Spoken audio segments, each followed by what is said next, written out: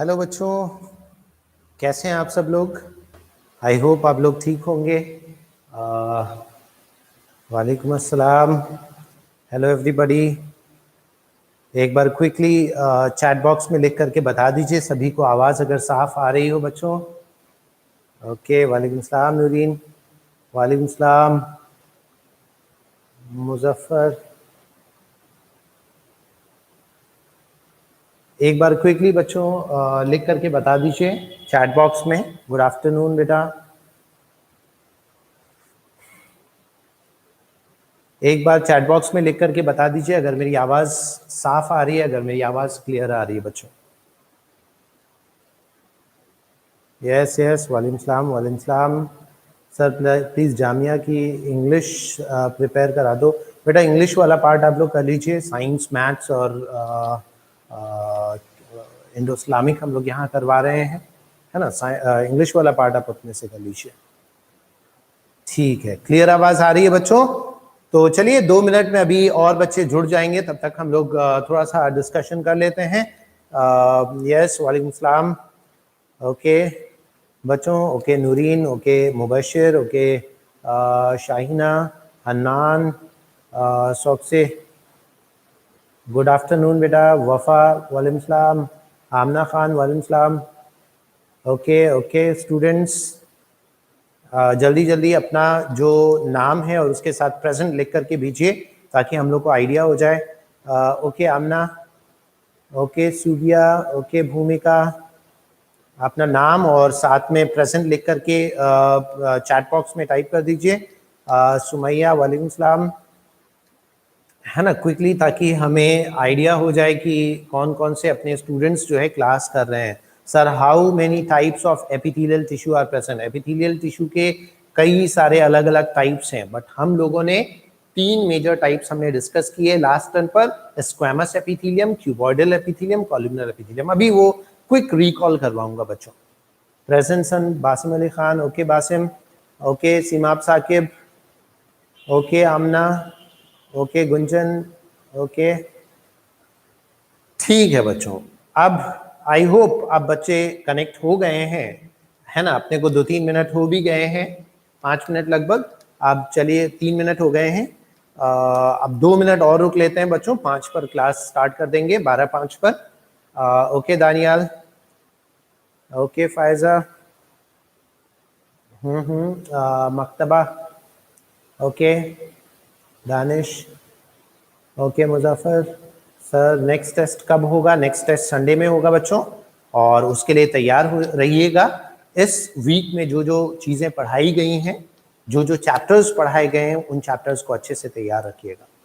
कैसे हैं आप? मैं बिल्कुल ठीक हूँ। सादिया, सारा Malik, okay okay student.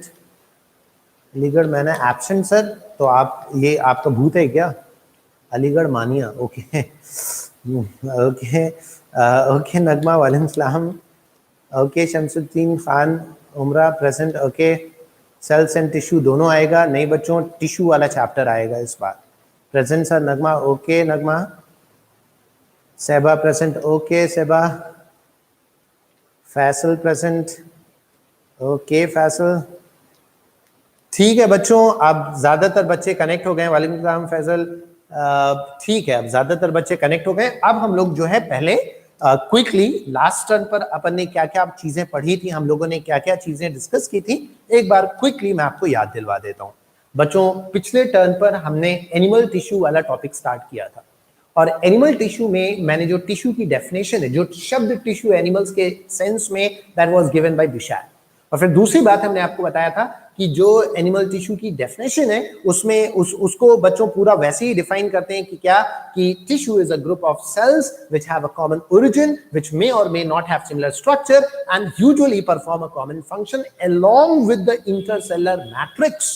Intercellular matrix या इंटरसेलुलर फ्लूइड के साथ जो पूरा कंपोनेंट है उसे टिश्यू कहते हैं बच्चों, है ना। और उसके बाद फिर हमने बताया था कि एनिमल्स में टिश्यू को 4 मेन टाइप्स में क्लासिफाई करते हैं। The epithelial tissue, the connective tissue, the muscular tissue and the nervous tissue. ये 4 मेन टाइप के एनिमल्स में टिश्यू है बच्चों, सिर्फ 4 मेन टाइप के टिश्यू है। Epithelial tissue, connective tissue, muscular tissue, nervous tissue. इसमें से बच्चों एपिथेलियल टिश्यू को लास्ट टर्म पर हमने डिस्कस किया था। क्विकली एक बार सुन लीजिए। एपिथेलियल टिश्यू एक ऐसा टिश्यू है बच्चों जो कवरिंग टिश्यू कहलाता है, क्योंकि हमारे बॉडी को और सारे एनिमल्स की बॉडी को बाहर से और अंदर से ये टिश्यू की एक लेयर कवर करने का काम करती है बच्चों। So epithelial tissue is a covering tissue. It has a basic function. इसका बेसिक रोल है बच्चों प्रोटेक्शन का। इसके जो सेल्स हैं बहुत करीब करीब लोकेटेड होते हैं, इसी वजह से इसमें इंटरसेलुलर स्पेसेस एब्सेंट होते हैं बच्चों। उसके अलावा एक बहुत इंपॉर्टेंट बात बताया था, हमेशा एपिथेलियल टिश्यू एक फाइब्रस बेसमेंट मेम्ब्रेन के ऊपर ही रेस्ट करता है बच्चों।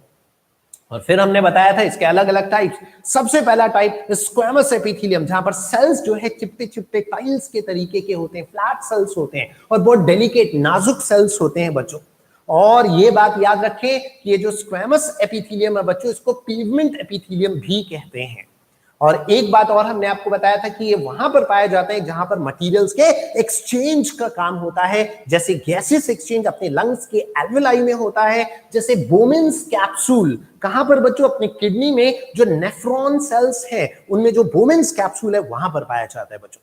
और एक और इंपॉर्टेंट बात बच्चों हमने बताया था, है ना, कि स्क्वैमस एपिथेलियम का एक मॉडिफिकेशन है स्ट्रेटिफाइड स्क्वैमस एपिथेलियम, जहां पर स्क्वैमस एपिथेलियम के कई लेयर्स पाए जाते हैं वन ओवर दी अदर। वो ऐसे जगह पाया जाता है जहां पर बेसिकली डिफेंस की जरूरत या प्रोटेक्शन की जरूरत होती है, जैसे माउथ के अंदर के लाइनिंग, जैसे स्किन बच्चों, ये स्ट्रेटिफाइड स्क्वैमस एपिथेलियम है।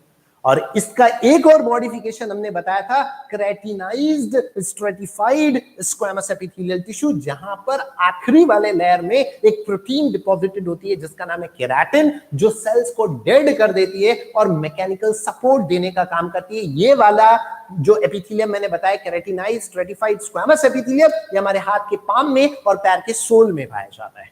एंड लास्टली हमने बताया था cuboidal epithelial tissue and columnar epithelial tissue. Cuboidal epithelial tissue cube shape के सेल्स होते हैं, न्यूक्लियस का पोजीशन सेंट्रल होता है, इनका मेन काम सिक्रीशन होता है, थोड़ा बहुत एब्जॉर्प्शन का काम भी करते हैं। और लास्ट में फिर हमने बताया था बच्चों कॉलमनर एपिथेलियल टिश्यू, जहां पर सेल्स कैसे होते हैं, कॉलम शेप के होते हैं और न्यूक्लियस का पोजीशन एकदम बेस पर होता है और इनका मेन काम होता है एब्जॉर्प्शन का। ये स्मॉल इंटेस्टाइन वगैरह में पाए जाते हैं बच्चों। और इसके बाद इसका एक मॉडिफिकेशन और बताया था सीलिएटेड कॉलमनर एपिथेलियल टिश्यू, ऐसा कॉलमनर एपिथेलियल टिश्यू जिनके सेल्स के टिप पर सीलिया प्रेजेंट होते हैं। और ये वाला एपिथेलियल टिश्यू कहां पर मौजूद है बच्चों, it is present in the trachea and the fallopian tubule. हमारे ट्रैकिया में इसका काम क्या है, ये जो सीलिया है ये कंटिन्यूअसली बीट करते हैं ताकि एक साथ मूव करते हैं, ताकि जो म्यूकस निकल रहा है बच्चों वो पूरा म्यूकस बाहर आए। आपको पता है बच्चों ये जो नाक निकलती है अपनी, ये म्यूकस है और ये बस नाक में ही नहीं मौजूद होती है, पूरे अपने सांस लेने वाले रास्ते में होती है। और इसका काम ये है कि जब हम लोग एयर अंदर ब्रीथ करते हैं तो एयर में जो डस्ट पार्टिकल्स होते हैं उनको चिपका लेना और अंदर जाने से रोकना। तो अगर डस्ट पार्टिकल्स अंदर चिपके हुए रह जाएंगे तो बहुत डर्ट इकट्ठा हो जाएगी, लेकिन ऐसा नहीं होता है क्योंकि वो गंदा म्यूकस बाहर निकाला जाता है, नाक में इकट्ठा किया जाता है। कौन करता है बच्चों ये काम, ये ciliated epithelium fast rapid movement करते हैं और उस गंदे म्यूकस को नाक तक लेकर के आते हैं। इसीलिए कहा जाता है early in the morning we should clean our nose, हमें अपने नाक को साफ करते रहना चाहिए बच्चों, ताकि वो जो गंदा म्यूकस दिन भर का निकला हुआ है उसको हम लोग नाक से डिस्पोज कर दें। लेकिन कुछ बच्चे ये जिम्मेदारी क्लास वगैरह में बैठ करके निभाते हैं। बच्चों ये बिल्कुल नहीं करना है, those are bad manners, you all know actually. अच्छा, उसके अलावा फैलोपियन ट्यूब्यूल में भी सीलिएटेड एपिथेलियम पाया जाता है बच्चों। वहां पर इसका काम क्या है, वहां पर जो ओवम है, एग है, वो इमोटाइल है, तो एग को मूव करवाता कौन है बच्चों, यही सीलिएटेड कॉलमनर एपिथेलियल टिश्यू। बच्चों आई होप यहां तक सभी को बात समझ में आ गई। एक लास्ट में एक बात बोला था, ग्लैंडुलर एपिथेलियल टिश्यू, जितने भी अपने बॉडी में ग्लैंड्स हैं वो सब एपिथेलियल टिश्यू के मॉडिफिकेशन से बने हुए हैं। So all the glands in our body are modified epithelial tissue, सब एपिथेलियल टिश्यू के मॉडिफिकेशंस बने हुए। आई होप यहां तक की बात सभी को समझ में आ गई बच्चों। यहां तक का डिस्कशन बच्चों, यहां तक का डिस्कशन हमने लास्ट टाइम पर कर लिया था। अगर इसमें से बच्चों किसी को कोई डाउट हो तो अभी क्विकली पूछ लीजिए, क्योंकि अब हम लोग फ्रेश डिस्कशन स्टार्ट करने जा रहे हैं, है ना। आगे की बात जो दूसरे टाइप का टिश्यू है वो हम लोग स्टार्ट करने जा रहे हैं। अगर यहां तक की बात सभी को समझ में आ गई हो तो हम लोग आगे बढ़ते हैं। आगे बढ़े बच्चों, चलिए तो हम लोग अगला जो टिश्यू है वो डिस्कस करने जा रहे हैं, the second type of animal tissue, and that is connective tissue. और जैसा इसका नाम है वैसा ही इसका काम है बच्चों, कनेक्टिव टिश्यू, कनेक्ट करने का काम है। कैसे कनेक्ट करना? क्या कनेक्ट करने का दो मतलब निकलता है, फिजिकली अटैच करना दो चीजों को या फंक्शनली कनेक्ट करना बच्चों। फिजिकली अटैच करना मतलब जैसे अपनी स्किन है नीचे वाले लेयर से चिपकी हुई है, एक कनेक्टिव टिश्यू के मदद से चिपकी हुई है बच्चों, तो ये अटैचमेंट है, ये भी एक टाइप का कनेक्शन। एक कनेक्शन ये भी है कि हमारा पिट्यूटरी ग्लैंड यहां पर है, हमारा थायराइड ग्लैंड यहां पर है, तो पिट्यूटरी ग्लैंड से थायराइड ग्लैंड तक सिग्नल आता है एक हार्मोन के जरिए, थायराइड स्टिमुलेटिंग हार्मोन। लेकिन ये थायराइड स्टिमुलेटिंग हार्मोन आता कहते हैं बच्चों ब्लड के जरिए, तो ब्लड पिट्यूटरी ग्लैंड और थायराइड ग्लैंड को कनेक्ट कर रहा है, तो ब्लड भी एक कनेक्टिव टिश्यू है। तो कनेक्टिव टिश्यू या तो फिजिकली अटैच करना, फिजिकली कनेक्ट करना, या फंक्शनली दो बॉडी पार्ट्स को कनेक्ट करना, ये मतलब है बच्चों कनेक्टिव टिश्यू का। बात समझ में आ गई ना बच्चों? तो कनेक्टिव टिश्यू एक ऐसा टिश्यू है जो हमारे दो बॉडी के पार्ट्स को या तो फिजिकली या फंक्शनली अटैच करने का या कनेक्ट करने का काम करता है, इसीलिए उसका नाम क्या है बच्चों? Connective tissue. एक बात। दूसरी बात, कनेक्टिव टिश्यू के अंदर बच्चों एक तो मैट्रिक्स बिछी हुई होती है। मैट्रिक्स का मतलब एक फ्लूइड होती है या एक मैट्रिक्स है जिसमें सेल्स डूबे हुए होते हैं। कई अलग अलग टाइप के सेल्स होते हैं बच्चों, there are different types of cells. तो कनेक्टिव टिश्यू में फाइबर्स पाए जाते हैं, मैट्रिक्स पाई जाती हैं, और उसके अलावा कई अलग अलग टाइप के सेल्स होते हैं। मैट्रिक्स मतलब समझते हैं बच्चों, कोई एक बेस, कोई एक ओवरऑल मटेरियल, उसी में अलग अलग टाइप के सेल्स डूबे हुए होंगे। तो ये बात हमें याद रखना है। दो बातें हमने बता दिया। पहली बात कनेक्टिव टिश्यू के बारे में, इट कनेक्ट्स या कह दूं क्या, अटैचेस। ये कनेक्ट करता है या अटैच करता है, अटैचेस टू बॉडी पार्ट्स, दो बॉडी के पार्ट्स को ये कनेक्ट, ये अटैच करने का काम करता है। और दूसरी बात क्या कहते हैं कनेक्टिव टिश्यू में, इट कंसिस्ट्स ऑफ, इनके अंदर क्या क्या चीजें पाई जाती हैं बच्चों? इनके अंदर एक तो पाया जाता है मैट्रिक्स। मैट्रिक्स का मतलब बच्चों जो बेस है, इस टिश्यू में जो पूरा बेस है, मैट्रिक्स है, वो पाया जाता है। ये मैट्रिक्स बच्चों लूज हो सकती हैं, दिस मैट्रिक्स में भी लूज, दिस मैट्रिक्स में भी हार्ड, ये हार्ड हो सकती है, सॉलिडिफाइड या सॉलिड मैट्रिक्स हो सकती है। जैसे कहां पर बच्चों? बोन में। जैसे बोन के अंदर जो मैट्रिक्स है वो कैसी है बच्चों? बोन में मैट्रिक्स है सॉलिड। और लूज, जैसे लूज कनेक्टिव टिश्यू अभी हम लोग बात करेंगे, या ये लिक्विड के फॉर्म में होगी। लिक्विड के फॉर्म में जैसे ब्लड में जो मैट्रिक्स है वो लिक्विड फॉर्म में है, और वो मैट्रिक्स को कहते क्या है? प्लाज्मा बच्चों। तो समझ गए ना? एक तो कनेक्टिव टिश्यू के अंदर क्या प्रेजेंट होगा? मैट्रिक्स, जो कि बेस है जिसमें बाकी चीजें डूबी हुई होंगी। दूसरी चीज जो कनेक्टिव टिश्यू में पाई जाती है उन्हें कहते हैं फाइबर्स। फाइबर्स प्रेजेंट होते हैं ताकि कनेक्टिव टिश्यू को मजबूती दे सके।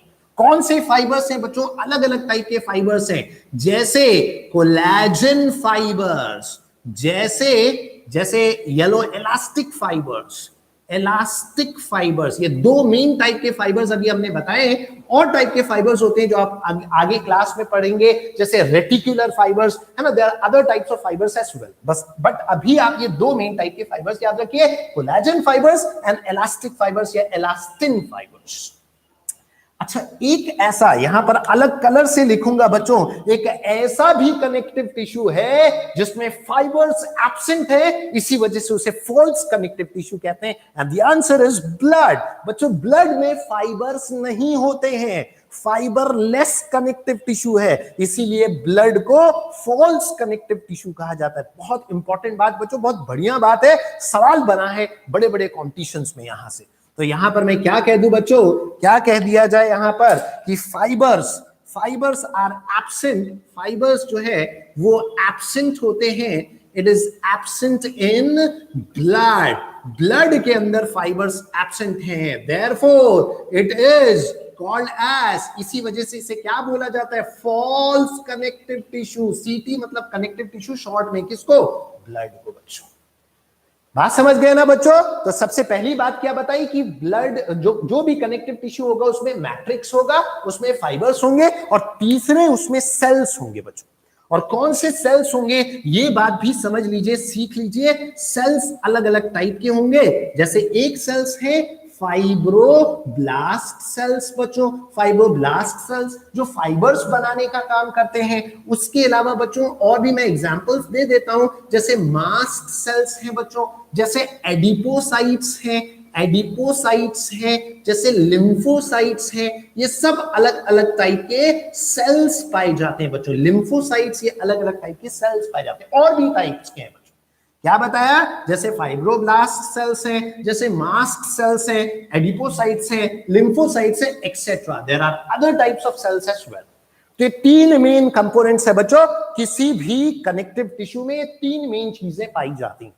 कौन कौन सी तीन मेन चीजें हैं बच्चों? एक मैट्रिक्स जो बेस होता है पूरा, वो बेस कैसा हो सकता है? इट में बी लूज बेस, इट में बी सॉलिड और हार्ड बेस, इट में be a liquid base. If it's a liquid base, the example is blood, जिसमें जो बेस है वो प्लाज्मा है, वो प्लाज्मा ही मैट्रिक्स है बच्चों, या बेस है वो।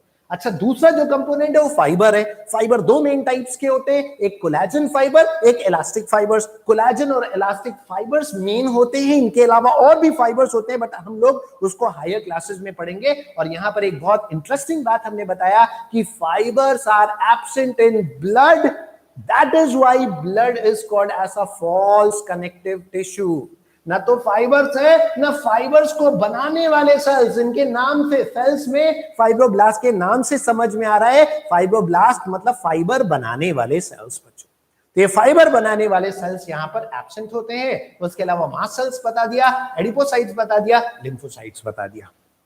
कोई पूछ रहा है, हाँ प्लाज्मा सेल्स, मैंने बोला ना कि और भी सेल्स पाए जाते हैं, प्लाज्मा सेल्स भी हैं। मास्ट सेल्स के बारे में कोई पूछ रहा है बच्चों, मास्ट सेल्स कुछ स्पेशलाइज्ड सेल्स होते हैं जो ब्लड में बेसोफिल्स है ना बच्चों, उसके जैसा काम करते हैं। ये सिक्रीट करते हैं कुछ केमिकल्स, जैसे हिस्टामिन है, जैसे सेरोटोनिन है, अलग अलग टाइप के केमिकल सिक्रीट करते हैं। अभी उतने डेप्थ में नहीं जा रहे बच्चे अपन, हम लोग बस ये याद रखें, कनेक्टिव टिश्यू में मैट्रिक्स है, फाइबर्स है एंड सेल्स है। चलिए और आगे हम लोग चलते हैं बच्चों, अब टाइप्स ऑफ कनेक्टिव टिश्यू के बारे में बात करने जा रहे हैं। Now we are going to talk about the types of connective tissue. जो कनेक्टिव टिश्यूज हैं, कनेक्टिव टिश्यूज हैं, उनके टाइप्स ऑफ कनेक्टिव टिश्यूज। और उसमें बच्चों सबसे पहले टाइप का जो कनेक्टिव टिश्यू है उसे एरियोलर कनेक्टिव टिश्यू कहते हैं। एरियोलर कनेक्टिव टिश्यू, बहुत ध्यान से इसके बारे में सुनिएगा, समझने की कोशिश करिएगा। एरियोलर कनेक्टिव टिश्यू पहला वाला, टाइप्स के बारे में बात करने जा रहे हैं। बिल्कुल सही बात है प्रोफेसर, हिस्टामिन, हेपेरिन, सेरोटोनिन, ये सारे केमिकल्स मास्ट सेल सीक्रेट करने का काम करते हैं। हेपेरिन भी, हेपेरिन बच्चों एक एंटीकोगुलेंट है जो ब्लड में प्रेजेंट होता है। सर टोटल कितने टाइप के सेल्स होते हैं? लगभग 7 मेन टाइप के सेल्स होते हैं। 7 main types of cells are present, जिसमें से 4 यहां पर मैंने लिख दिए। चलिए बच्चों अब डिस्कशन को और आगे बढ़ाते हैं, और अब हमने एक यहां पर आपको बता दिया एरियोलर कनेक्टिव टिश्यू। पहला टाइप एरियोलर कनेक्टिव टिश्यू, बहुत ध्यान से सुनिएगा, समझिएगा।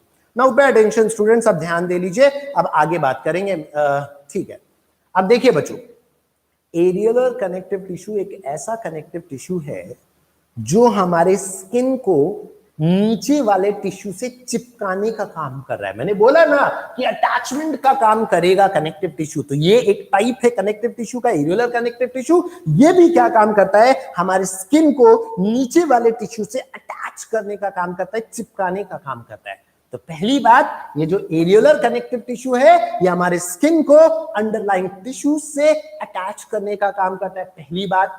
बच्चों दूसरी बात, हम लोग अपने हाथ वगैरह में ब्लड वेसल्स वगैरह देख पाते हैं कुछ हैंड्स में, है ना। जो बहुत ज्यादा ओबेस लोग होंगे या मोटे लोग होंगे उनको शायद नजर नहीं आए, बट नॉर्मली हम लोगों को हाथ वगैरह में ब्लड वेसल्स वगैरह नजर आती है क्लियरली। और वो ब्लड वेसल्स बचपन से जहां देख रहे हैं अपने प्लेस पर, अपने पोजीशन पर ही है। कभी ऐसा नहीं होता है कि यार रात में सोया था तो यहां ऊपर थी, सोते में ये नीचे पहुंच गई, वापस से इसको ऊपर मूव करो, ऐसा कभी नहीं होता है बच्चों। क्यों जानते हैं? क्योंकि ये ब्लड वेसल जहां पर है वहां पर अटैच्ड है अपने आसपास के टिश्यू से। कैसे अटैच्ड है? किसने अटैच कर रखा है? The areolar connective tissue. तो दूसरी इंपॉर्टेंट बात आपने क्या सीखा कि जो ब्लड वेसल्स है, ब्लड कैपिलरीज है, अपने सराउंडिंग टिश्यू से अटैच्ड है, किसके मदद से? एरियोलर कनेक्टिव टिश्यू के मदद से। तीसरी इंपॉर्टेंट बात, अपने बॉडी में जो न्यूरॉन्स का पूरा नेट बिछा हुआ है, नर्व्स का पूरा जो नेट बिछा हुआ है, वो न्यूरॉन्स, वो नर्व्स भी अपने आसपास के टिश्यू से इसी एरियोलर कनेक्टिव टिश्यू के मदद से अटैच्ड होते हैं। वेरी इंपॉर्टेंट स्टूडेंट्स, याद रखिएगा क्या हमने बताया कि जो नर्व्स है या न्यूरॉन्स है वो आसपास के टिश्यू से एरियोलर कनेक्टिव टिश्यू के मदद से अटैच्ड होते हैं। स्टूडेंट्स, आई होप ये बात सभी को समझ में आ गई। अच्छा, एक बात और यहां पर याद रखिएगा, जितने भी एम्प्टी ऑर्गन्स है अपने बॉडी के, जितने भी हॉलो ऑर्गन्स है, उन हॉलो ऑर्गन्स को भरने का काम भी किसका है बच्चों? Areolar connective tissue. एक मिनट रुकिएगा बच्चों।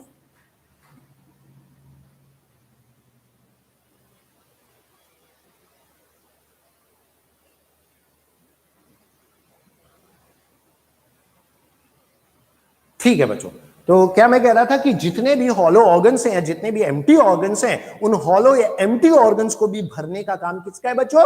Areolar connective tissue. एक लास्ट बात और सुन लीजिए, अगर इंटरनली कोई डैमेज, कोई रिपेयर हो जाता है तो उस रिपेयर को करने का काम भी इसी टिश्यू का है, एरियोलर कनेक्टिव टिश्यू का। So it is responsible for repair and maintenance of the damaged tissue. अपने बॉडी में जो damaged tissues है उनको रिपेयर और मेंटेन करने का काम भी किसका है बच्चों? एरियोलर कनेक्टिव टिश्यू का। तो कई सारी बातें हमने बता दी, एक बार क्विकली दोबारा से सारे पॉइंट्स को एक साथ रिकलेक्ट कर लेते हैं। पहली बात, एरियोलर कनेक्टिव टिश्यू अपने स्किन को अंडरलाइंग टिश्यू से अटैच करता है। दूसरी बात, हमारे ब्लड एरियोलर कनेक्टिव टिश्यू। तीसरी बात बच्चों, हमारे बॉडी में हॉलो ऑर्गन्स को भरने का काम करता है areolar connective tissue. And lastly, it is responsible for repair and maintenance of the body. हमारे बॉडी में ये रिपेयर और मेंटेनेंस का काम करता है। अगर ये बातें क्लियर हो गई तो फटाफट यहां पर मैं लिख देता हूं सारी चीजें और फिर हम लोग आगे बढ़ेंगे। पहले लिख देता हूं एरियोलर कनेक्टिव टिश्यू। पहली बात क्या कह दूं? It attaches skin to underlying tissues. Skin को अंडरलाइंग टिश्यूज की मदद से अटैच करता है। दूसरी बात क्या कहते हैं बच्चों? it attaches the blood vessels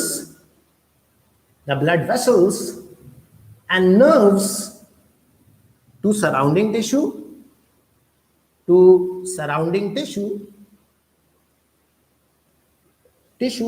और फिर हम लोग क्या कह देंगे बच्चों? नेक्स्ट पॉइंट यहां पर लिख देता हूं, it fills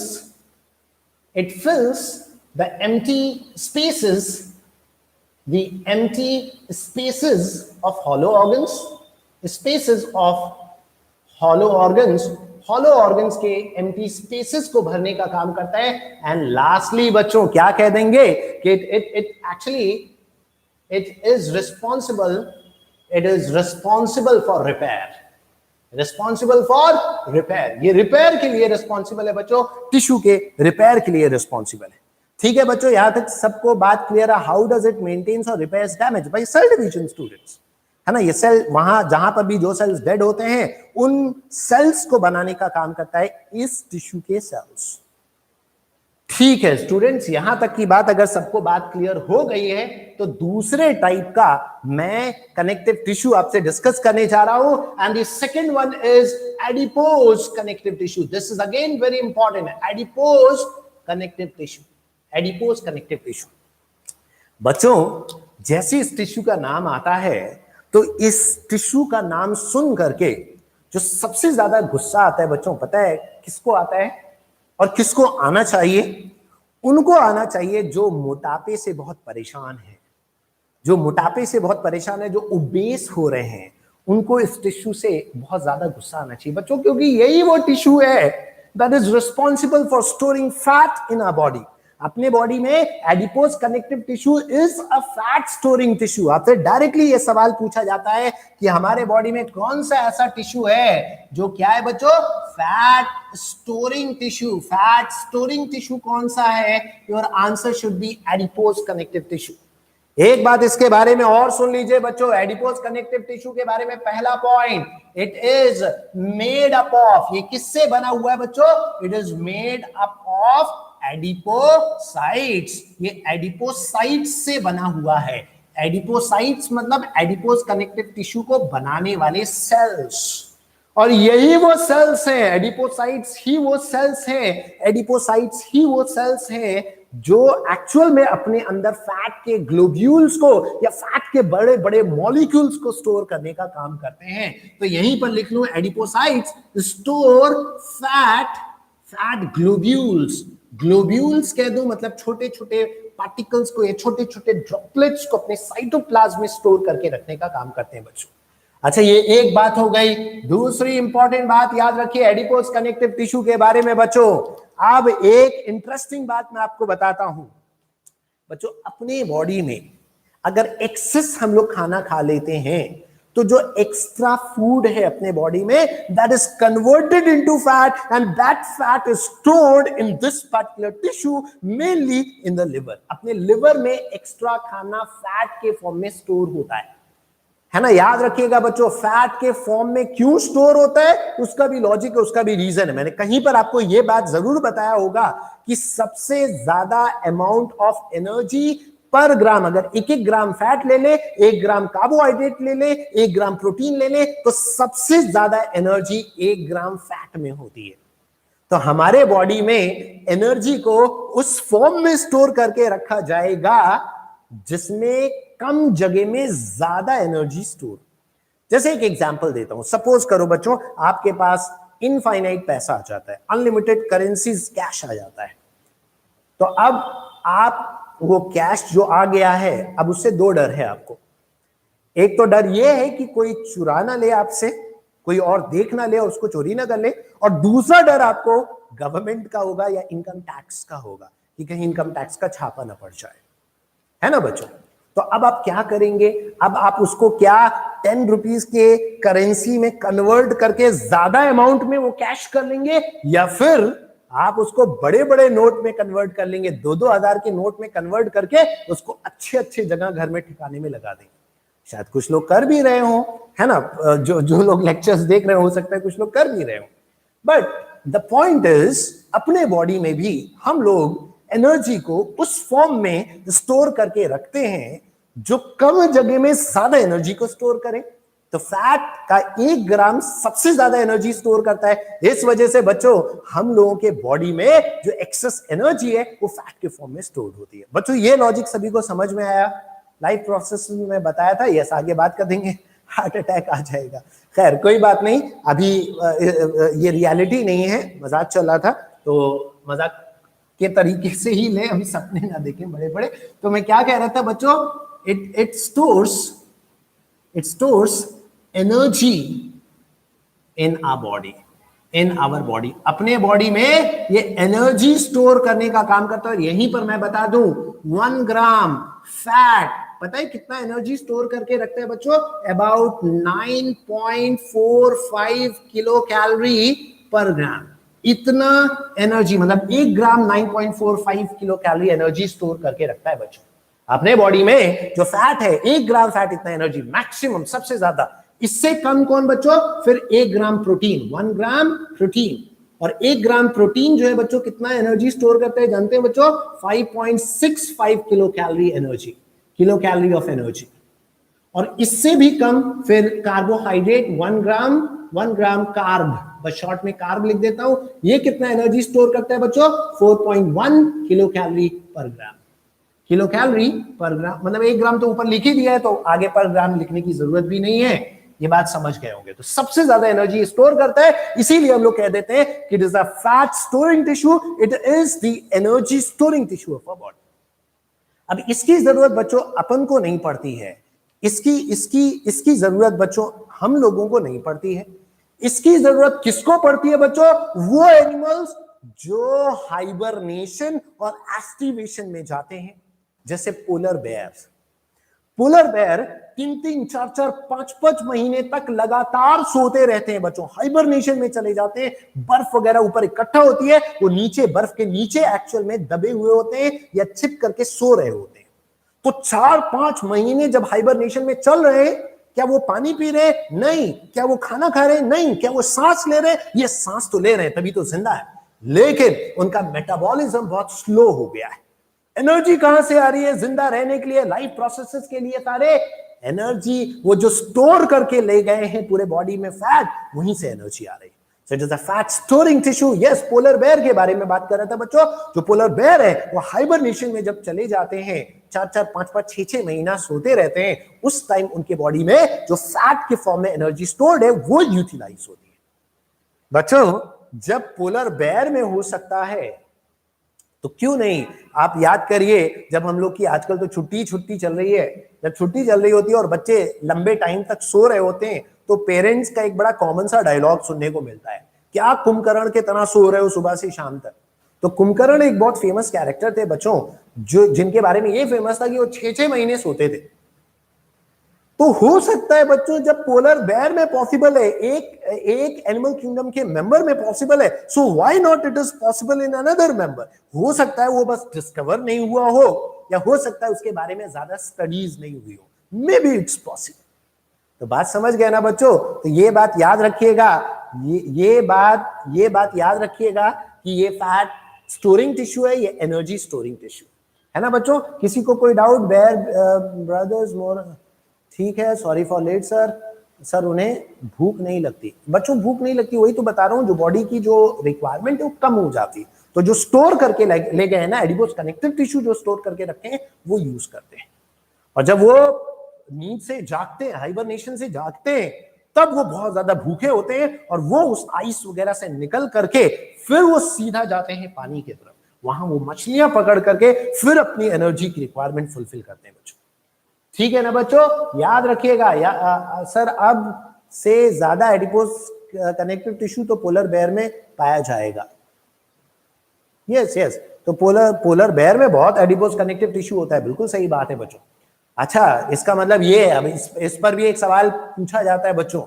तो अगर कोई कंट्री या कोई जगह फेमाइन से गुजरे, फेमाइन से मतलब समझ रहे, भूखमरी, सूखा पड़ जाए, कुछ खाना पीना कुछ भी नहीं, तो वहां पर वो बंदे ज्यादा लंबे टाइम तक सरवाइव कर सकते हैं जो थोड़ा फैटी होंगे, ओबेस होंगे। सबसे पहले जो निपटेंगे वहां पर वो वही बंदे होंगे जो एकदम दुबले पतले होंगे, बिल्कुल एडिपोज कनेक्टिव टिश्यू बॉडी में नहीं है। और इसी वजह से बच्चों एक बहुत इंटरेस्टिंग बात, अब बात जब आई है सामने, तो एक बात मैं आपको बता दूं बच्चों, एक साउथ अफ्रीका में ही कुछ ट्राइबल लोग हैं, वो वहां पर सूखा पड़ता है, वहां फेमाइन्स आते हैं। तो जब वहां फेमाइन्स आते हैं तो वो लोग क्या करते हैं, वहां की कैमल का जो हम्प होता है, कैमल का हम्प समझ गया ना बच्चों, कैमल के हम्प में वाटर का स्टोरेज होता है, बहुत बचपन से पढ़ाया जाता है कि camel is called the ship of the desert, it stores water in its hump.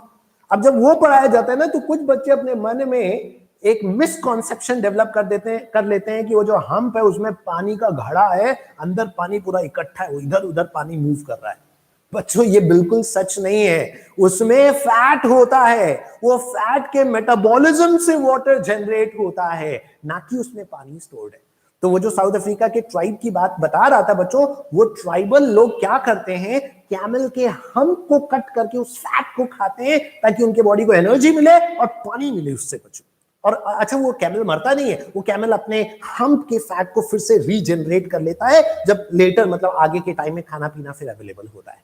तो याद रखिएगा बच्चों, वो फैट में वाटर का स्टोरेज है, वो फैट का जब मेटाबॉलिज्म होता है तो वाटर जनरेट होता है। एनीवेज बच्चों, ये दो बातें बता दी, और आगे एडिपोज कनेक्टिव टिश्यू के बारे में एक बात और सुनिएगा, बहुत इंपॉर्टेंट बच्चों, याद रखना है, ये भी बात जो बताने जा रहा हूं ये भी बहुत इंटरेस्टिंग, बहुत इंपॉर्टेंट बात है, सुनिएगा। एडिपोज कनेक्टिव टिश्यू बच्चों हमारे स्किन के नीचे पाया जाता है, सब क्यूटेनियस होता है, स्किन के नीचे भी पाया जाता है। तो याद रखिएगा, subcutaneous, it is present below our skin, also present below our skin, हमारे स्किन के नीचे पाया जाता है बच्चों। एक और बात इसके बारे में बता दूं बच्चों, ये इंसुलेशन का काम करता है, इंसुलेटिंग लेयर। तो इसी वजह से बच्चों याद रखिएगा कि जिन बंदों के पास फैटी टिश्यू बहुत ज्यादा होता है, उनको सर्दी कम लगती है, लेकिन गर्मी में उनका बुरा हाल हो जाता है, क्योंकि ये इंसुलेशन का एक लेयर है, ये बॉडी से हीट को लॉस होने से रोकता है एडिपोज कनेक्टिव टिश्यू। और जो फैटी लोग होते हैं उनके पास मोटा सा लेयर फैट का होता है, तो सर्दी तो नहीं लगती, हीट का लॉस तो नहीं होता है। लेकिन गर्मी में जब हीट जनरेशन हो रहा है बॉडी में लेकिन लॉस नहीं हो पा रहा है, तो उनको गर्मी बहुत लगती है। इसीलिए आपने देखा होगा तो कोई ओबेस बंदा वगैरह होगा तो हमेशा पसीना में एकदम तर रहता है, अगर नॉर्मली मतलब वो एयर कंडीशन वगैरह में नहीं। तो याद रखिएगा बच्चों ये बात कि एडिपोज कनेक्टिव टिश्यू एक इंसुलेशन का काम करता है, खास करके पोलर एनिमल्स में, पोलर रीजन में जो पाए जाने वाले animals, insulating layer in polar animals, in polar animals. ठीक है बच्चों, आई होप ये बात सभी को समझ में आ गई एडिपोज कनेक्टिव टिश्यू के बारे में। अच्छा एक बात और याद रखिएगा, ये इंसुलेशन का काम भी करता है। इंसुलेशन का काम करने का मतलब बच्चों, अपने जो इंटरनल ऑर्गन है उनके चारों तरफ एक कुशन, एक तकिया की तरह बिहेव करता है ताकि उनको झटके नहीं लगे। आपको क्या लगता है, हम लोग जैसे कहीं पर जंप करते हैं तो हमारे इंटरनल ऑर्गन सब एकदम लटक जाते हैं? नहीं बच्चों, इंटरनल ऑर्गन्स के आसपास फैटी टिश्यू है जो उनको उस झटके से, उस शॉक और जर्क को एब्जॉर्ब कर लेता है और झटका लगने नहीं देता है। यहां तक अगर बात सभी को क्लियर है बच्चों, who underweight lack of adipose tissue, सही बात है बिल्कुल, जो अंडरवेट होते हैं उनके पास फैटी टिश्यू कम होता है, एडिपोज कनेक्टिव टिश्यू कम होता है। सर वो खाना भी कम खाते हैं सही बात है ये सर। बॉडी शेमिंग में, क्या बॉडी शेमिंग में करिए, क्या हो गया, बॉडी शेमिंग में करिए, समझ नहीं पाया, खैर कोई बात नहीं, बाद में बात कर लेंगे। अभी ये बात सभी को समझ में आ गई बच्चों, is it clear to everybody students? तो इंसुलेटिंग लेयर है पोलर एनिमल्स में, और लास्ट में हमने क्या बता दिया बच्चों, it provides cushiony support to internal organs. हमारे जो इंटरनल ऑर्गन्स हैं बच्चों, उन इंटरनल ऑर्गन्स को ये कुशनी सपोर्ट देता है, ये वाला कनेक्टिव टिश्यू। अगर यहां तक की बात सभी को क्लियर हो गई बच्चों, तो और आगे चलते एक तीसरे टाइप का कनेक्टिव टिश्यू हम लोग डिस्कस करने जा रहे हैं, and that is the dense regular connective tissue, है ना। याद रखिएगा, the other one is dense regular connective tissue, dense regular connective tissue, सीटी लिख दिया शॉर्ट में, डेंस रेगुलर कनेक्टिव टिश्यू। और इसमें दो हैं बच्चों, एक हम लोग इसमें बात करेंगे टेंडन के बारे में और दूसरा हम लोग बात करेंगे लिगामेंट के बारे में। किसी को कोई डाउट है? सर एक्सरसाइज करना क्यों कहते हैं फैटी पर्सन को? इसीलिए क्योंकि एक्सरसाइज करेंगे तो क्या होगा बच्चों, बॉडी का कैलोरीज बर्न होगा और सबसे ज्यादा कैलोरी फैट में स्टोर्ड होता है। तो जिनको कहा जाता है कि एक्सरसाइज करने के लिए, उनको कहा जाता है कि लो कार्ब डाइट और लो फैटी तो बिल्कुल लेना नहीं है और कार्बोहाइड्रेट भी कम लेना है। तो कार्बोहाइड्रेट में भी एनर्जी होती है, तो जब वो लोग एक्सरसाइज करेंगे तो कार्बोहाइड्रेट तो खाया नहीं है ना, तो बॉडी में जो फैट इकट्ठा है या स्टोर्ड है वो खर्च होगा, तो वो खर्च होगा तो बॉडी का जो वेट है बच्चों वो डिक्रीज होगा। बात समझ गए? फैट डिसॉल्व हो, ठीक है। क्या बोला? कुशनी सपोर्ट का मतलब, कुशनी सपोर्ट का मतलब चारों तरफ से आपने देखा होगा ना, जो एनिमल्स वगैरह की भी अगर इंटरनल ऑर्गन्स निकलता है, किडनी वगैरह और ये सब, तो चारों तरफ से फैट लगा हुआ होता है, तो वो फैट उनको सपोर्ट देता है, उनको झटका लगने नहीं देता है या उनको कोई हार्मफुल इंपैक्ट होने से रोकता है। ठीक है ना बच्चों? सर वो लोग प्रोटीन ले सकते हैं, हाँ प्रोटीन्स का इस्तेमाल बॉडी में एनर्जी के लिए सबसे एंड पर होता है। अपने बॉडी में सबसे पहला प्रेफरेंस है कार्बोहाइड्रेट एनर्जी को मतलब जनरेट करने का, दूसरा प्रेफरेंस है फैट, और अगर फैट और कार्बोहाइड्रेट नहीं है तब लास्ट प्रेफरेंस है प्रोटीन्स का। ठीक है बच्चों, अब डेंस रेगुलर कनेक्टिव टिश्यू में सुन लीजिए, पहला हम लोग कह देते हैं, एक तो दो चीजें हैं, एक टेंडन और दूसरा लिगामेंट। तो पहले हम लोग बात करते हैं बच्चों टेंडन के बारे में। टेंडन के बारे में जैसी बात आती है आप सब लोग समझ जाते हैं बच्चों, एक ऐसा डेंस रेगुलर कनेक्टिव टिश्यू है जो हमारे मसल्स को, नीचे जो हड्डियां हैं उनसे अटैच करने का काम करता है। तो याद रखिएगा, टेंडन अटैचेस, ये किसको अटैच करता है बच्चों? अटैचेस मसल्स टू बोन्स, ये मसल्स को बोन से अटैच करने का काम करता है। तो एक ऐसा कनेक्टिव टिश्यू है जो हमारे बॉडी में मसल्स है, उन मसल्स को हड्डियों से, बोन से अटैच करने का काम करता है। होप ये बात समझ गए बच्चों। अच्छा, अब मैं आपसे पूछूंगा, बहुत ध्यान से सोच समझ करके बताइएगा, ये जो टेंडन है ये रिजिड होना चाहिए या फ्लेक्सिबल होना चाहिए? सर स्टारवेशन में बॉडी अपने के खाने क्यों लगती है? क्योंकि ऑब्वियस ही बात है, बाहर से अगर एनर्जी नहीं लेंगे तो बॉडी में जो स्टोर्ड है उसका खर्चा होगा ना स्टारवेशन के दौरान। डेंस रेगुलर का मतलब कि डेंस है, ये पूरा घना है, उसमें जो फाइबर्स है वो रेगुलरली अरेंज्ड है। हाँ बच्चों, ये फ्लेक्सिबल होना चाहिए या रिजिड होना चाहिए? अयान अली कह रहे हैं रिजिड, बाकी सभी लोग आमिर शहजाद, अहमद नुमा, रहमान, ये सब लोग कह रहे हैं फ्लेक्सिबल। बच्चों आप ये बात जानते हैं मसल का क्या काम है? मसल का काम ये है कि जब मसल कॉन्ट्रैक्ट करेगी तो ये जैसे यहां से मसल कॉन्ट्रैक्ट करेगी तो ये हड्डी ऐसे आगे आएगी, ये हाथ का आधा पार्ट ऐसे आएगा जब ये मसल ऐसे कॉन्ट्रैक्ट करेगी। अच्छा, मसल को हड्डी से चिपकाया हुआ कौन है बच्चों? टेंडन। अगर वो टेंडन फ्लेक्सिबल होगा तो पता चला मसल पूरा खींच करके कॉन्ट्रैक्ट कर गई और वो टेंडन भी फ्लेक्सिबल था इसलिए वो भी खींच गया, हड्डी अपने जगह ही हो गई, रह गई, मसल भी कॉन्ट्रैक्ट हो गई, काम भी नहीं हुआ। क्यों ऐसा हुआ? क्योंकि टेंडन आपने बोला फ्लेक्सिबल है। तो टेंडन फ्लेक्सिबल नहीं होना चाहिए, रिजिड होना चाहिए। बिल्कुल ऐसी बात है कि जैसे एक दरवाजा है बहुत टाइट बंद हो गया है, वो खुल नहीं रहा है, अब उसको खोलने के लिए हमें एक रस्सी बांधना है उस दरवाजे में और 3-4 लोग मिल करके खींचेंगे ताकि वो दरवाजा खुल जाए। लेकिन हमने गलती ये कर दी कि उस रस्सी को दरवाजे से जो अटैच किया वो एक रबर के मदद से अटैच कर दिया, एक बहुत मोटे रबर की मदद से अटैच कर दिया। हमारा काम बेकार हो गया। क्यों बेकार हो गया? अब हम सब लोग मिल करके रस्सी खींचेंगे तो पता चला वो रबर खींच जाएगा, वो दरवाजे के ऊपर तो पूरी लगेगी ही नहीं। बात समझ में आ गई ना बच्चों? तो ऐसे ही मसल का काम क्या है? हड्डी को अपनी तरफ खींचना, और अगर मसल हड्डी से जहां चिपकी हुई है वहां पर टेंडन है जो कि फ्लेक्सिबल होगा तो पूरी मसल खिंच जाएगी, वो टेंडन भी खिंच जाएगा, लेकिन बोन अपने जगह से मूव नहीं करेगी और अपना काम नहीं हो पाएगा। तो इसका मतलब it is not flexible, it is rigid. Students याद रखना है सभी को कि tendon attaches muscles to bone and tendon is a rigid, है ना, ये रिजिड टिश्यू है बच्चों, रिजिड टिश्यू है। और ये क्यों रिजिड है जानते हैं बच्चों? Because it is made up of collagen fibres. क्योंकि ये किससे बना हुआ है? It is made up of collagen protein, ये कोलेजन प्रोटीन से बना हुआ है, कोलेजन प्रोटीन।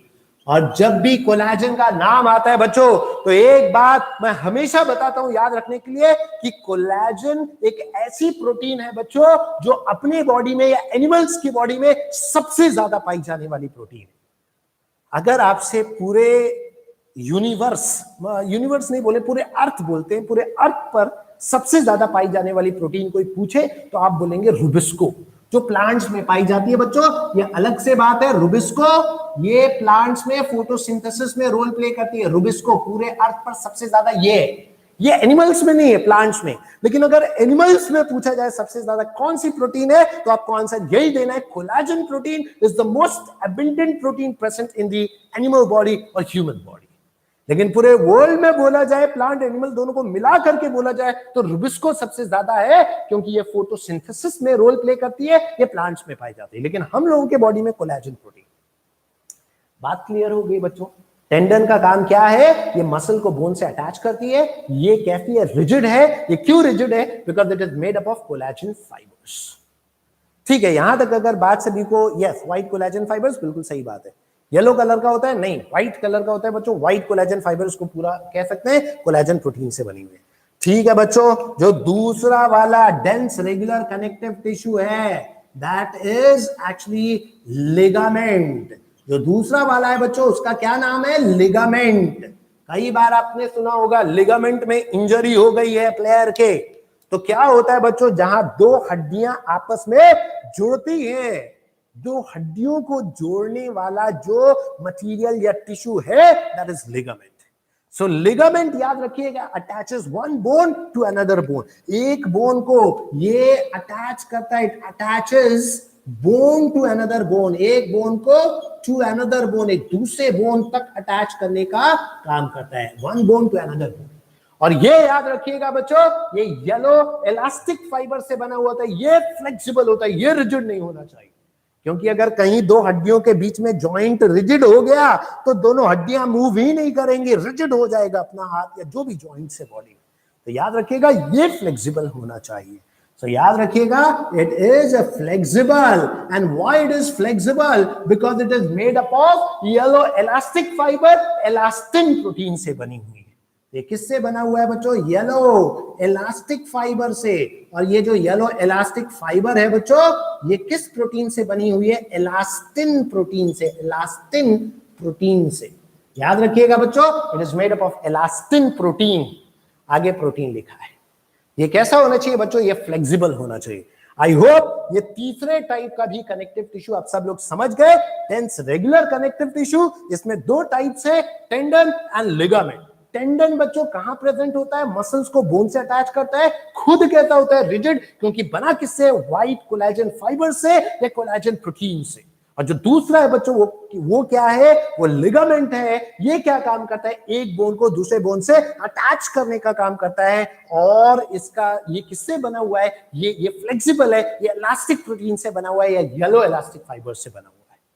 आई होप यहां तक बात सभी को क्लियर हो गई। अगर यहां तक बात क्लियर हो गई बच्चों, तो अब हम लोग इस बोर्ड को क्लियर करेंगे और आगे बढ़ेंगे। अगर कोई डाउट हो तो आप सवाल पूछ लीजिए बच्चों। Collagen protein versus collagen fibres. तो collagen fibres are made up of collagen proteins. तो फाइबर्स हैं, उन फाइबर्स को बनाने वाले प्रोटीन्स का नाम कोलेजन प्रोटीन्स है। बच्चों क्विकली बता दीजिए, अगर सबको ये सारी बात अब तक जितना भी डिस्कशन किया है अगर ये क्लियर हो गया हो तो आगे बढ़ेंगे। एक बार क्विकली चैट बॉक्स में लिख करके बता दीजिए अगर सारी बातें क्लियर हो गई हैं। तो अब फाइनली हम लोग फ्लूइड कनेक्टिव टिश्यू स्टार्ट करेंगे, जिसमें ब्लड के बारे में बात करने वाले। यहां तक अगर सभी को बात क्लियर हो गई हो तो आप स्नैपशॉट ले लीजिएगा, है ना, स्क्रीन को पॉज करके, और उसके नोट्स वगैरह बना लीजिएगा। अभी हम लोगों ने 3 अलग अलग टाइप के कनेक्टिव टिश्यू हमने पढ़ा है, areolar connective tissue, adipose connective tissue and dense regular connective tissue.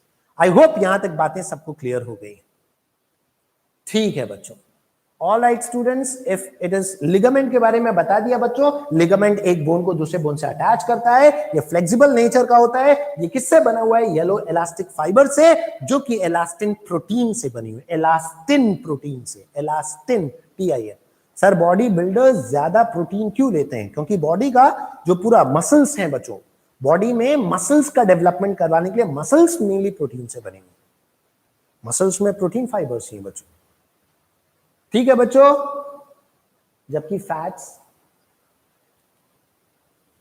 ठीक है, यहां तक बात सभी को समझ में आ गई बच्चों। Is it clear to everybody? Noreen शेक sprain causes due to over stretching of ligament. सही बात है, मैंने आपको स्टार्टिंग में ही बताया, ज्यादातर जो स्पोर्ट्स प्लेयर वगैरह होते हैं वो स्ट्रेन बताते हैं ना कि लिगामेंट रप्चर हो गया या लिगामेंट में स्ट्रेन आ गया, है ना, या मसल में स्ट्रेन आ गया, वो तो अलग है। खैर ये बात आई होप सभी को समझ में आ गया। शेप कैसा होता है, किसका शेप? ये एक्चुअल में टिश्यू है, तो अलग अलग जगह पर जो लिगामेंट है उसका अलग अलग शेप। ठीक है स्टूडेंट्स, हम लोग अब इसको क्लियर करते हैं और अब हम आपको बताने जा रहे हैं चौथे कनेक्टिव टिश्यू के बारे में, and that is the fluid connective tissue. और फ्लूइड कनेक्टिव टिश्यू में भी हम लोग ब्लड के बारे में बात करेंगे स्टूडेंट्स। और सुनिएगा एक एक करके सारी बातें, ब्लड के बारे में बहुत सारी बातें हैं, बहुत इंपॉर्टेंट बातें हैं स्टूडेंट्स ब्लड के बारे में, है ना। और बहुत क्विकली, बहुत केयरफुली, लंबा टॉपिक है बच्चों, उसमें हम लोग ब्लड क्लॉटिंग के बारे में, ब्लड ग्रुप वाले टॉपिक्स भी पढ़ लेंगे, क्योंकि कभी कभी एक्स्ट्रा में वो सवाल पूछ लिए जाते हैं ब्लड ग्रुप वगैरह के बारे में, है ना। तो ब्लड ग्रुप का कॉन्सेप्ट भी डिस्कस कर लेंगे, मतलब कुछ कुछ बातें करेंगे उसमें हम लोग, और ब्लड के बारे में सारी चीजें हम लोग डिस्कस करते हैं। ध्यान दीजिएगा बच्चों।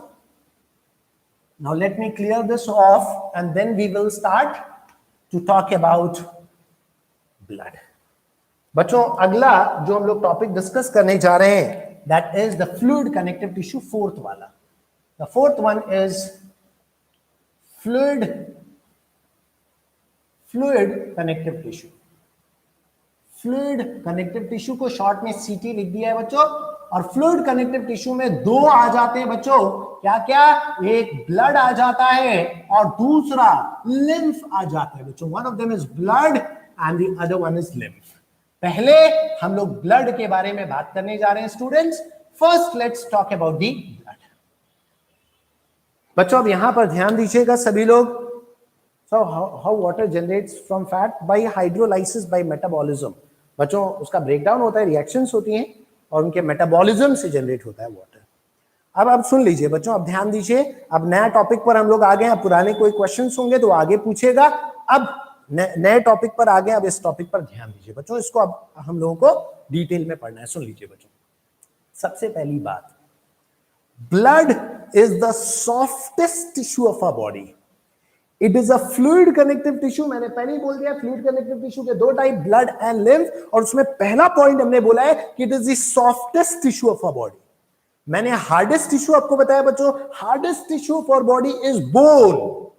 कुछ बच्चे एनामल बोलने लगते हैं, बच्चों एनामल टिश्यू नहीं है, एनामल इज अ मटेरियल और a substance. The hardest substance of a body is actually enamel, but the hardest tissue of a body is bone and the softest tissue of a body is blood. याद रखेंगे पहला point क्या बताया बच्चों, blood softest tissue है अपने body का, एक बात। दूसरी बात, it is a false connective tissue because fibres and fibroblast cells are absent. इसमें फाइबर्स और फाइब्रोब्लास्ट सेल्स नहीं पाए जाते हैं, इसीलिए इसे फॉल्स कनेक्टिव टिश्यू कहा जाता है।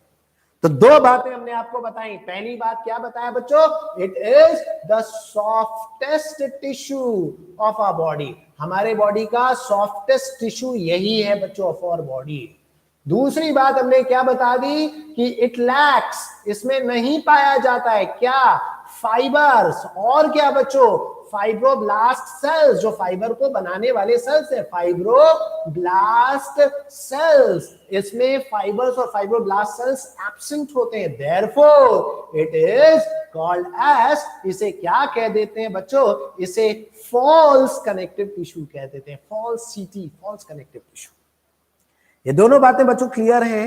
How water generated with fat, बताया तो अभी कि फैट के मेटाबॉलिज्म से, हाइड्रोलाइसिस से उसका ब्रेकडाउन होता है तो वाटर जनरेट होता है। अब इस पॉइंट, इस टॉपिक पर ध्यान दीजिए। अब बाद में सवाल पूछेगा पिछले टॉपिक से, अब इस टॉपिक पर ध्यान दीजिए। जब टाइम दिया था तभी आपको पूछना था, now pay attention on this topic. अब हमने नया टॉपिक स्टार्ट किया है, अब इस पर ध्यान दीजिए।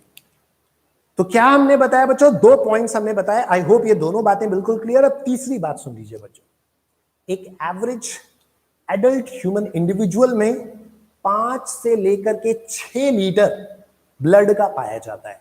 एक एवरेज एडल्ट ह्यूमन इंडिविजुअल में 5 से 6 लीटर ब्लड का पाया जाता है ना, याद रखिएगा बच्चों। Why it is called a false connective tissue, अभी बताया ना कि क्योंकि इसमें फाइबर्स और फाइब्रोब्लास्ट सेल्स एब्सेंट है, जो कि कनेक्टिव टिश्यू का यूनिक फीचर है, इसलिए इसे फॉल्स कनेक्टिव टिश्यू कहते हैं। अब दूसरी बात मैं क्या कह रहा था बच्चों, कि एक एवरेज एडल्ट ह्यूमन में 5 से 6 लीटर ब्लड का पाया जाता है।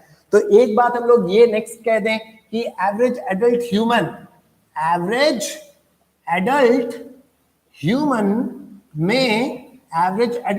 में 5 to 6 लीटर्स ऑफ ब्लड, है ना, litres of blood.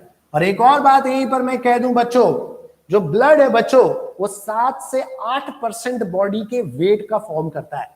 So it contributes about 7 to 8% of the body wait. अपने बॉडी का जितना भी वजन, मान लीजिए अगर 100 किलो है तो 100 किलो में से 7 से 8 किलो ब्लड का वजन होगा। तो it forms about 7 to 8% of the body wait.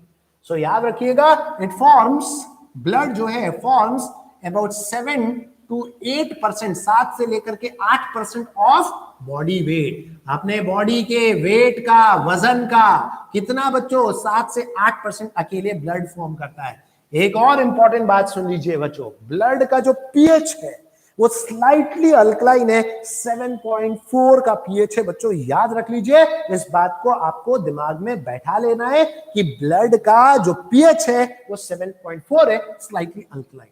तो याद रखिएगा, pH of blood is 7.4 and you all know that blood is actually a natural buffer बच्चों केमिस्ट्री में पढ़ा होगा आपने, पीएच वगैरह में, एक ऐसा सब्सटेंस जो अपने अंदर पीएच के चेंज को होने ना दे, है ना, जो पीएच के चेंज को बैलेंस कर ले, उसे बफर कहते हैं। और blood is a natural buffer. Students याद रखना है सभी को। क्या बताया बच्चों, क्या हमने बताया, pH of blood is 7.4 and blood is a natural buffer. Blood एक नेचुरल बफर है, नेचुरल बफर है। एक और बात मैं आपको बता दूं बच्चों, the colour of blood is red and why it is red, due to presence of RBC. बच्चों ब्लड का कलर कैसा है, रेड। रेड क्यों है बच्चों, उसमें आरबीसी है। और आरबीसी क्यों रेड है, क्योंकि आरबीसी में हीमोग्लोबिन है। और हीमोग्लोबिन क्यों है बच्चों रेड, क्योंकि हीमोग्लोबिन में आयरन है। ये पूरा सीक्वेंस बच्चों याद रखिएगा। क्या हमने बताया कि ब्लड ब्लड में से अगर आरबीसी को छान करके अलग कर दिया जाए तो क्या ब्लड रेड कलर का नजर नहीं आएगा बच्चों? नहीं आएगा नजर, रेड कलर का नजर नहीं आएगा। तो ब्लड का कलर रेड है आरबीसी की वजह से। आरबीसी का खुद का कलर रेड है क्योंकि उसमें हीमोग्लोबिन है, और हीमोग्लोबिन का कलर रेड है क्योंकि उसमें आयरन मौजूद है बच्चों। सो व्हाट इज, याद रखिएगा, नेचुरल बफर का मतलब मैंने बता दिया, जो अपने अंदर पीएच के चेंज को रेजिस्ट करे, जो पीएच के चेंज होने ना दे। अगर हम लोग कोई लाइन या कोई नींबू निचोड़ देंगे ब्लड के अंदर तो ब्लड अपने पीएच को फिर 7.4 बैलेंस कर लेगा, एसिडिक नहीं होने लगेगा। तो ऐसा सब्सटेंस जो अपने अंदर पीएच के चेंज को चेंज ना होने दे अपने पीएच को, उसे बफर कहते हैं। तो ब्लड एक नेचुरल बफर है। तो अभी मैं क्या कहने जा रहा था बच्चों, क्या भी मैं समझा रहा था आपसे? यस, सो रेड कलर किस वजह से? रेड कलर ऑफ ब्लड, और ब्लड का रेड कलर किस वजह से है बच्चों? किस वजह से है? आरबीसी के वजह से। और आरबीसी का रेड कलर किस वजह से? हीमोग्लोबिन के वजह से। और हीमोग्लोबिन का रेड कलर किस वजह से बच्चों? आयरन की वजह से। Fe2 पॉजिटिव बच्चों, याद रखिएगा, आयरन के अंदर, सॉरी, हीमोग्लोबिन के अंदर जो आयरन है उसका ऑक्सीडेशन स्टेट Fe2 पॉजिटिव होता है। ठीक है बच्चों, ये तो ब्लड के बारे में जनरल बातें हमने डिस्कस कर लिया, जनरल बातें हमने कर लिया। अब हम ब्लड का पूरा कंपोजिशन पढ़ने जा रहे हैं। Now we are going to talk about the composition of blood. Now we are going to talk about composition of blood. Blood का पूरा कंपोजिशन, ब्लड में क्या क्या चीजें पाई जाती हैं। तो मैं आपको बता दूं बच्चों, ब्लड में दो मेन चीजें हैं। ब्लड में एक तो है बच्चों plasma, the fluid or the liquid component of blood is actually the plasma। तो एक तो चीज क्या है बच्चों? प्लाज्मा। और याद रखना है बच्चों, ब्लड में 55%, 55% of blood is plasma, and rest 45% are cells. Cells कह दे या फॉर्म्ड एलिमेंट्स कह दे बच्चों, फॉर्म्ड एलिमेंट्स या सेल्स जो है वो कितने बच्चों? वो 45%। So याद रखिएगा, 45% of blood are cells and formed elements, whereas 55% of blood is plasma। और इस 55% प्लाज्मा में से 90 से 92%, कितना बच्चों? 90 से लेकर के, इसको एक सीक्वेंस में लिख देता हूं बच्चों, ऐसे नहीं लिखता हूं, है ना, ऐसे मैं अब कह दूं कि प्लाज्मा में पहली बात क्या कह दूं कि ये इसमें 90 से 92% क्या है बच्चों? वाटर है। टोटल प्लाज्मा के अंदर की बात हो रही है, टोटल जितना भी प्लाज्मा है उस प्लाज्मा का 90 से 92% क्या है बच्चों? वाटर है ना। About 90 to 92% of plasma is water.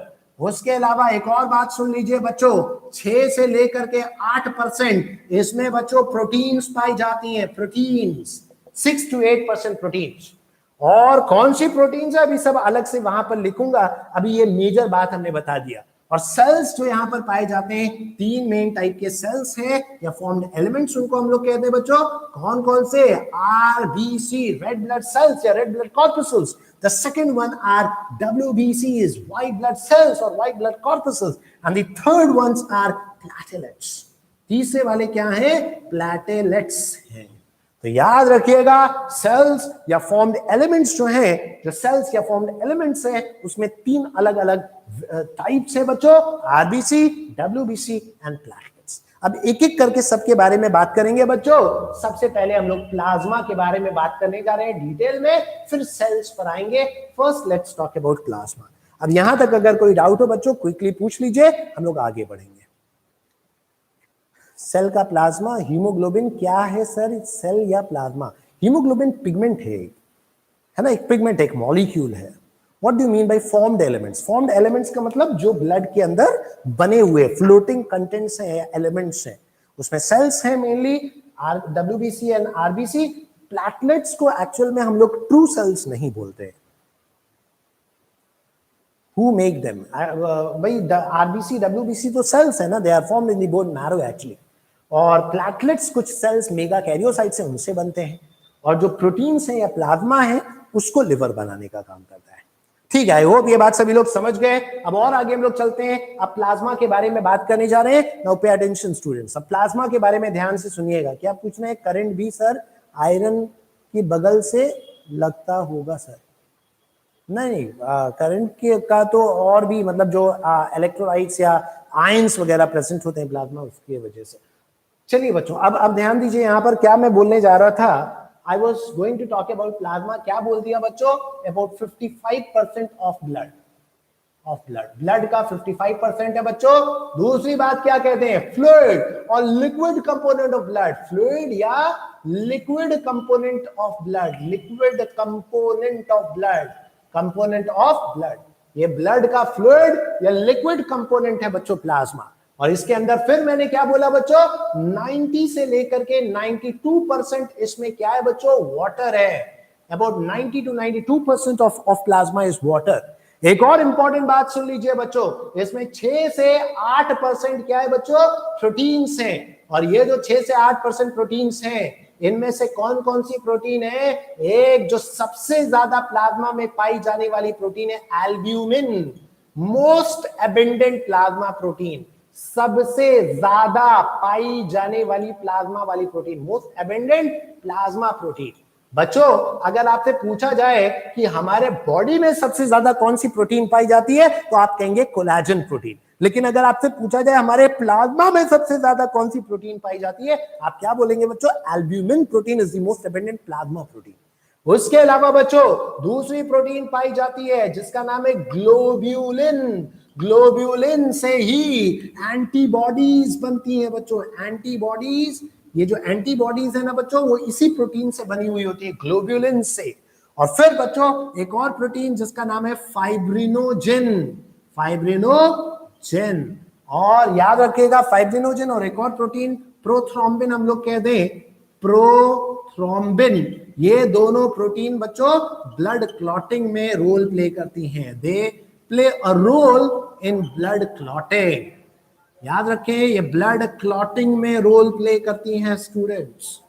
I hope ये बात सभी को समझ में आ गई। प्लाज्मा में, प्लाज्मा 55% ऑफ ब्लड, लिक्विड और fluid component of blood, 90 to 92% is water, 6 to 8% are protein, और प्रोटीन्स में ये सारी चीजें पाई जाती हैं। अच्छा बच्चों इसके अलावा और प्लाज्मा में क्या होता है, क्या एल्ब्यूमिन ऑस्मोटिक बैलेंस मेंटेन करता है, बिल्कुल सही बात है। जो एल्ब्यूमिन है इसका काम क्या बच्चों, ये ऑस्मोटिक बैलेंस मेंटेन करता है, हमारे ब्लड की ऑस्मोलैरिटी को मेंटेन करने का काम करता है। अब हाँ एक बात और मैं बताने जा रहा था, प्लाज्मा में और क्या चीज है बच्चों, प्लाज्मा में आयंस पाए जाते हैं। कौन से आयंस बच्चों, जैसे सोडियम आयन, जैसे K+ आयन, जैसे Ca2 पॉजिटिव आयन, जैसे Cl- आयन एक्सेट्रा, ये सब आयंस पाए जाते हैं। बाइकार्बोनेट आयंस होते हैं बच्चों। और क्या पाया जाता है बच्चों, digested food materials, digested food materials जैसे ग्लूकोज, जैसे ग्लूकोज पाया जाता है, जैसे अमीनो एसिड्स पाई जाती हैं बच्चों, अमीनो एसिड्स, ये सब हमारे प्लाज्मा में प्रेजेंट होता है। और क्या पाया जाता है बच्चों, एक्सक्रीटरी वेस्ट भी पाया जाता है, एक्सक्रीटरी वेस्ट। एक्सक्रीटरी वेस्ट मतलब जैसे फॉर एग्जांपल हम लोग कहते हैं यूरिया है ना, फॉर एग्जांपल कुछ अमाउंट ऑफ अमोनिया भी पाया जाता है और कुछ अमाउंट यूरिक एसिड का भी पाया जाता है, एक्सेट्रा कर देता हूं बच्चों। और क्या पाया जाता है इसके अंदर, एक्सक्रीटरी वेस्ट के अलावा गैसेस पाई जाती हैं। गैसेस में कौन सी बच्चों, ऑक्सीजन, और क्या, carbon dioxide and what, nitrogen, ये सारी गैसेस भी पाई जाती हैं प्लाज्मा में। और क्या प्रेजेंट होता है बच्चों, गैसेस के अलावा इसमें कुछ ट्रेसेस में, ट्रेस मतलब बहुत कम, trace amounts of hormones, trace amounts of hormones, hormones भी पाए जाते हैं बच्चों इसके अंदर। और भी चीजें होती हैं बट ये मेन चीजें हैं जो प्लाज्मा में प्रेजेंट होती हैं, पाई जाती है बच्चों। इज स्कम प्रोसेस, बता दो फिर से, क्या सर स्कम प्रोसेस क्या होता है?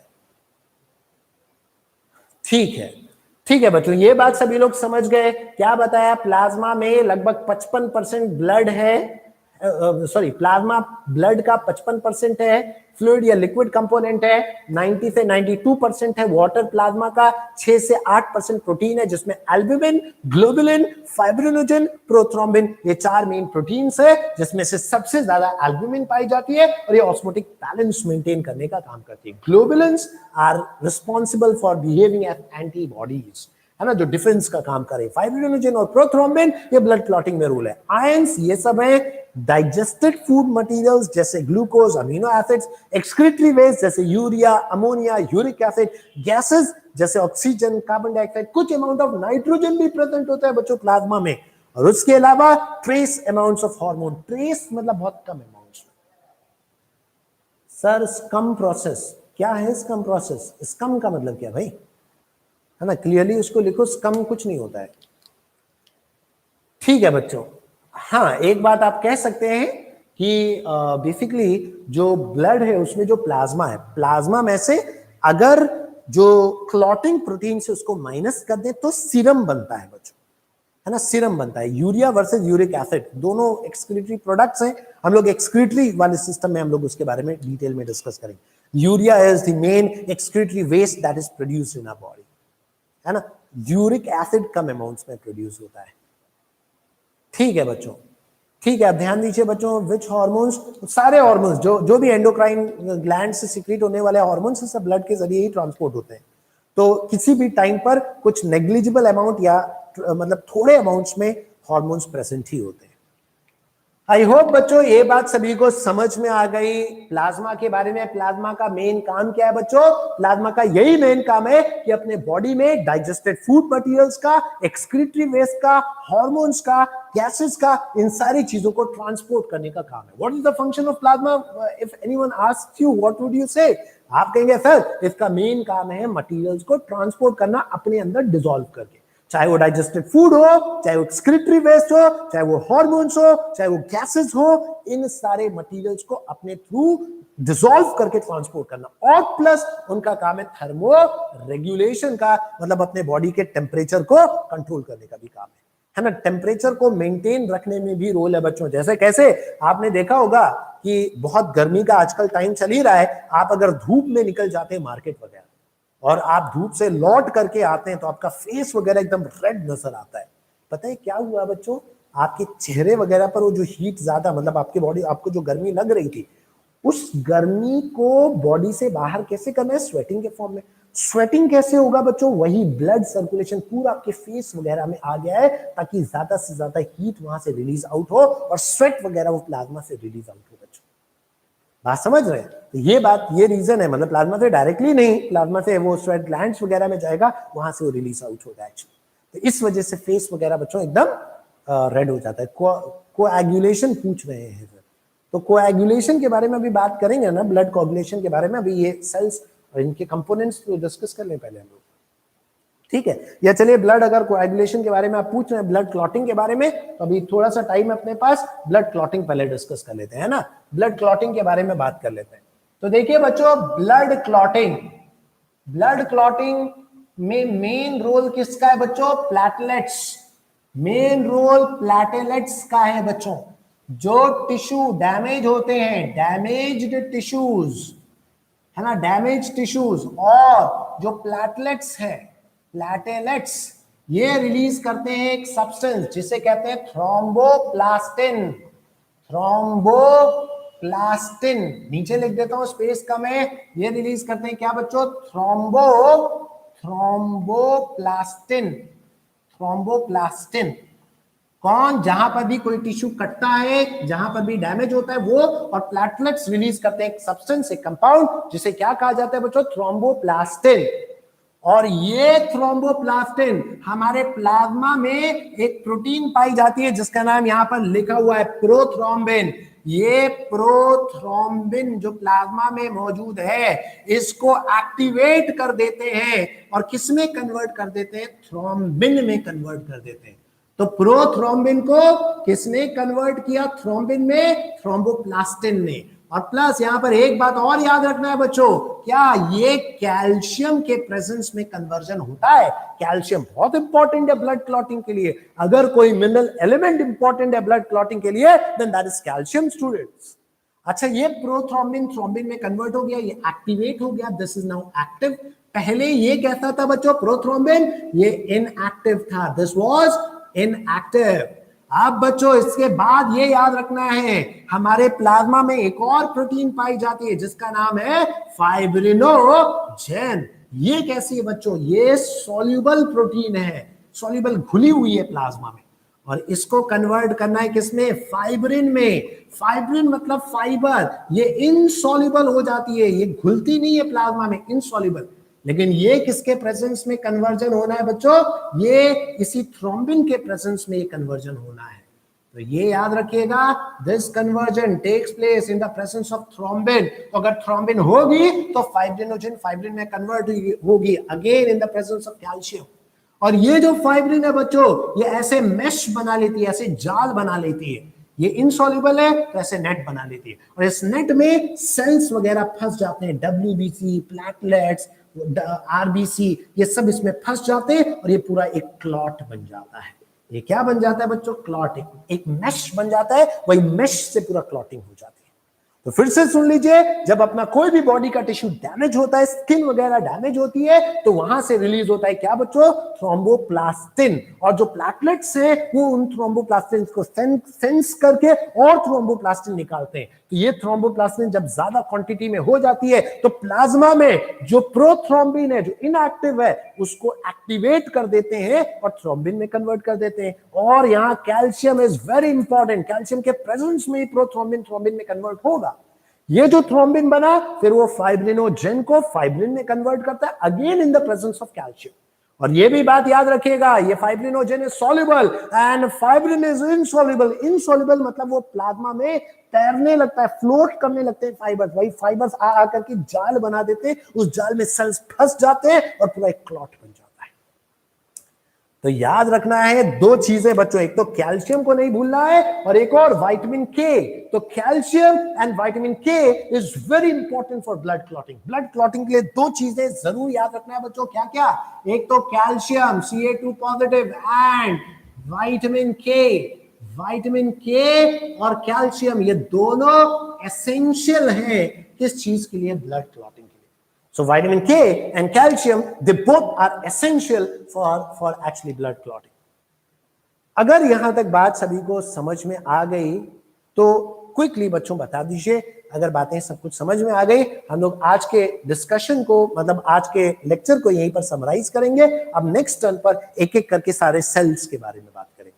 आज के लेक्चर में अगर कोई डाउट हो तो क्विकली बता दीजिए बच्चों, है ना। नेक्स्ट टर्न पर अब फिर हम लोग सेल्स के बारे में एक एक करके डिस्कशन स्टार्ट करेंगे। सर प्लेटलेट्स क्लॉटिंग करते हैं, लेकिन why the clotting is dangerous in the brain? बच्चों वही वाली बात है कि ये क्लॉट बाहर होना चाहिए। अगर क्लॉट के छोटे छोटे पीसेस प्लाज्मा में या ब्लड में ही रह जाएं तो ब्लड में जा करके कोई पतले कैपिलरी में फंस जाएंगे और ब्लॉक कर देंगे कैपिलरी की, और ब्लड ब्रेन तक नहीं जा पाएगा। और जब ब्रेन में ब्लड नहीं जा पाएगा या ब्रेन तक अपना न्यूट्रिएंट वगैरह का सप्लाई नहीं दे पाएगा तो then it actually is dangerous. So not only for brain, हमारे हार्ट के लिए भी जो क्लॉट्स हैं वो बहुत खतरनाक होते हैं बच्चों।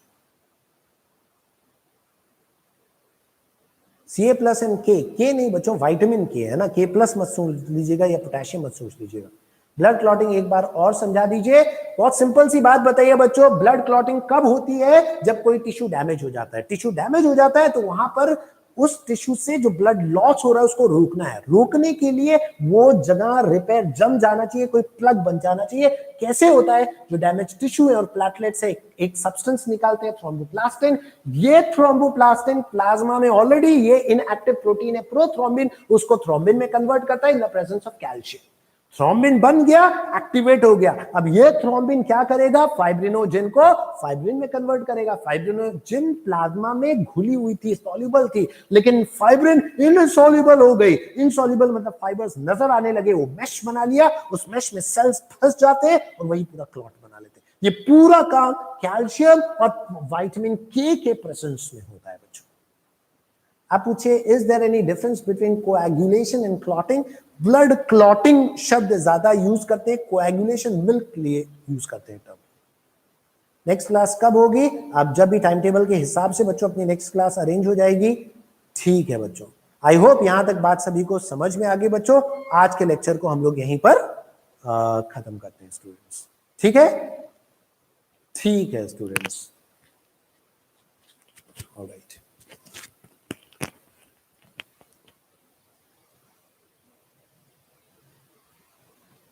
ओके स्टूडेंट्स, अल्लाह हाफिज।